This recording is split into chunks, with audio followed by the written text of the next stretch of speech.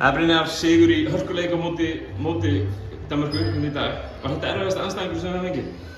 Svona, já og nei. Bara ef við gerum bara spilum okkar leik, spilum vörn og bara allt svoleiðis, þá í rauninni bara getum við unnið hvaða leið sem finnst mér sko.